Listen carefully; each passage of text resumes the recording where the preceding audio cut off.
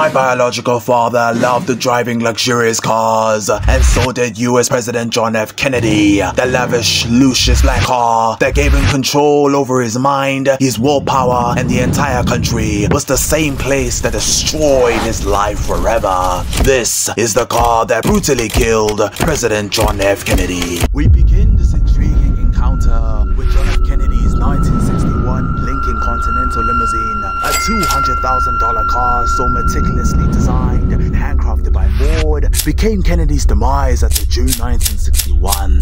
Many historians forgot that the exquisite physique of Kennedy's presidential car was bravely captured by his bold, vibrant, youthful, and compelling persona that our loved ones wanted more of from him. We choose to go to the moon in this decade and do the other things, not because they are easy, but because they are hard. Because that goal will serve to organize and measure the best of our energies and skills. Because that challenge is one that we're willing to accept, one we are unwilling to postpone, and one we intend to win. Owing to this, President JFK's safety was priority for the Kennedy administration and the Secret Service. Ford equipped the corners of the limousine with 4 retractable steps and 2 more at the rear. On the interior, the limousine was sealed with a coverboard highly resistant to legal attacks to all passengers. However, President Kennedy disliked sitting inside the car with the roof because a personal connection with all American citizens and service to them was his ultimate priority. And so, my fellow Americans, ask not what your country can do for you, ask what you can do for your country. Thus, he commanded that the coverboard be removed for his convenience. Hence, Ford glued a removable steel and transparent plastic roof panel, followed by a hydraulic rear seat raised to a maximum 10.5 feet to elevate the President of the United States while he's seated above the limousine. In accordance with President JFK's sophisticated medical history, Ford integrated each seat with massive heating and air conditioning systems with auxiliary blowers and 2 control panels. Also, the limousine was slapped with dark blue broadcloth lap ropes with hand-embroidered presidential seals and gray plush liming and special door pockets. Additionally, the limousine was multi-layered with Blue Motion technology with a rocking rear for extra power to be used when needed at extremely low fuel consumption. So, if any reliable networking feature was compromised, the White House would eliminate Ford as their main suppliers for presidential vehicles. Thus, burning cash and a solid reputation could have been lost, so Ford included a pair of limited edition radio telephones for communication between the Secret Service and the Kennedy administration. The White House leased this convertible for $500 annually. Many Americans except Kennedy's enemies were caught off by one element. JFK's medical history was enormously complex after he battled grueling health conditions our grandparents were never immune to, such as scarlet fever, Addison's disease, autoimmune polyglandular syndrome, celiac disease, and chronic back problems. But one vital piece of information stood out. The sharp, curvy intersection between Elm Street and Houston Street slowed cars down remarkably. Owing to this, the decapitating Texas book depository was pregnantly still, and one fatal shot was needed for President JFK's soul to be evicted from his limousine. The seating plan of each political figure in the X-100 and the positioning of all Secret Service agents was overshadowed by the media and the Kennedy administration after the assassination. Additionally, President Kennedy was seated far right at the back of X-100 opposite Jackie. Ahead of them both was Texas Governor John Bowdoin Canale Jr. next to his wife Nellie Brew Canale. The 2 front seats were occupied by 2 well-respected Secret Service agents, driver Bill Greer and passenger Roy Kellerman. The sweltering heat of the sun rustled Elm Street chaotically, without any regard for her safety. His wife jumped above the rear of the X-100 after her husband was marred above his head by a bullet. Many hardly realized that the retrieval of her husband's skull fragments and brain matter was her priority. Only she believed that his husband's head could be pieced together at the peak of his pulse. However, they were too small to recover the damage done by him, by his ops, and the possibility of her being shot as well was imminent.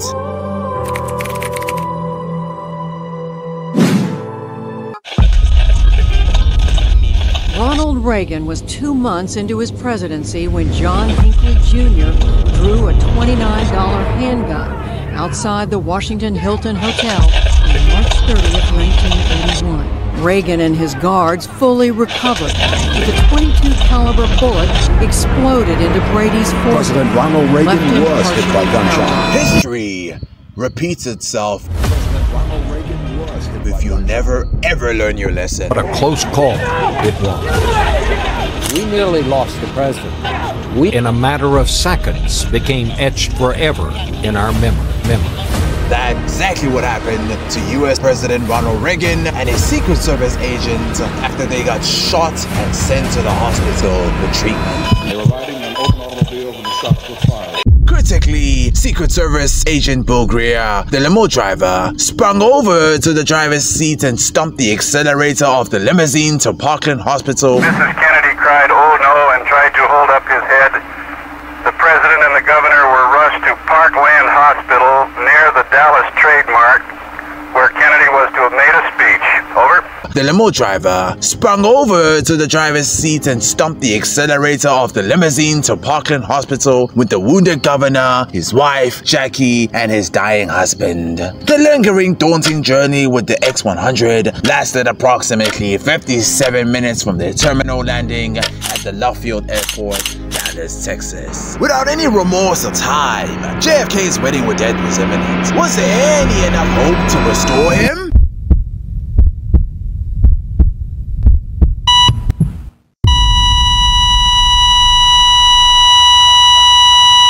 From Dallas, Texas, President Kennedy died at 1 p.m. Central Standard Time, 2 o'clock Eastern Standard Time, some 38 minutes ago. President Kennedy has been assassinated. It's official now. The president is dead. Women here in shock. Some have fainted. Grown men, Secret Service men, standing by the emergency room, tears streaming down their face. There's only one word to describe the picture here, and that's grief, and much of it.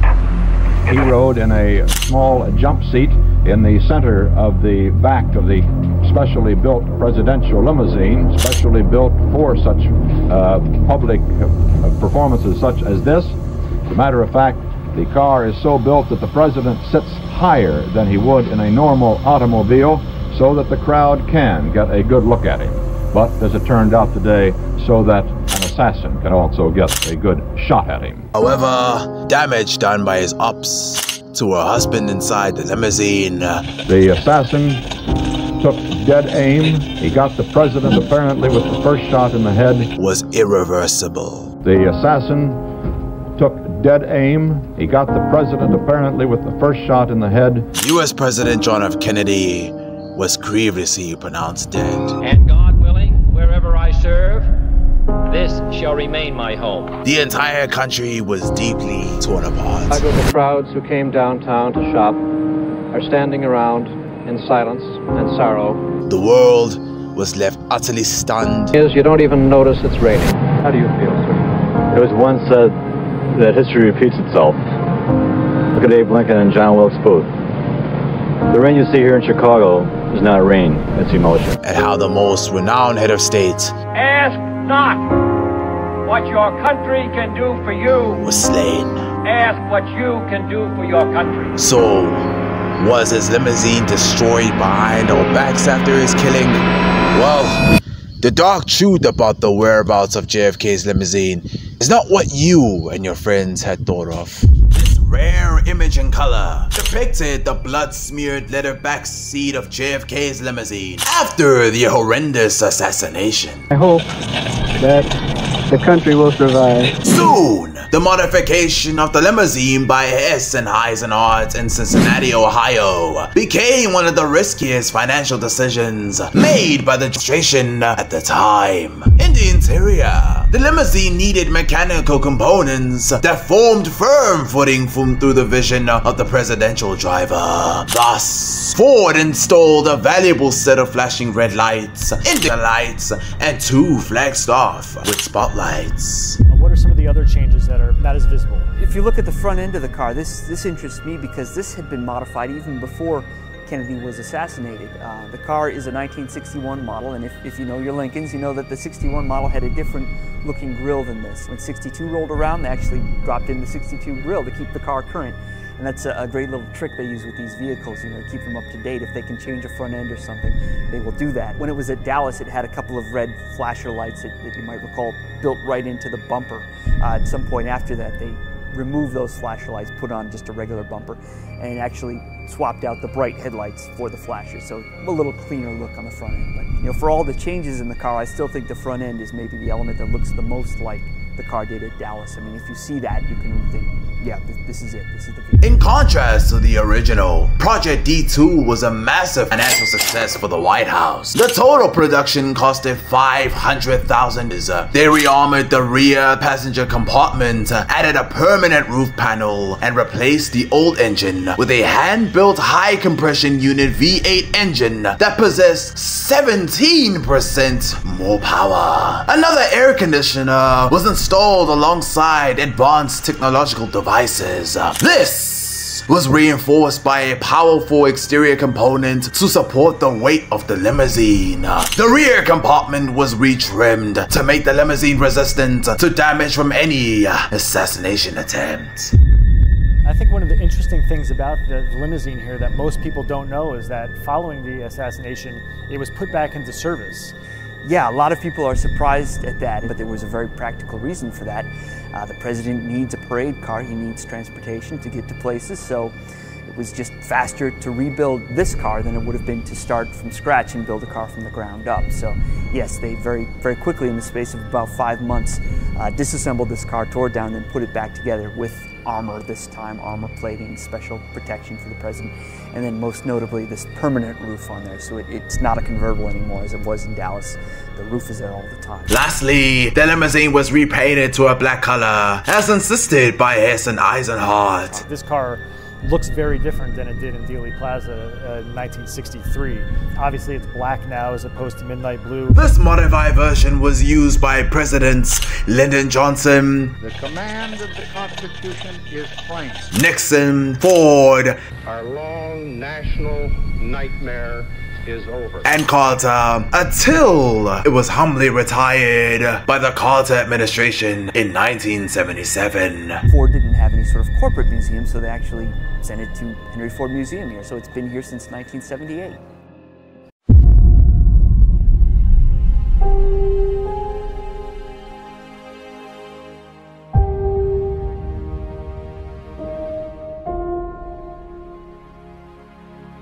An enormous takeaway from this broken, ruptured story is one thing. Opportunities do not have scheduled appointments. You must always remain prepared.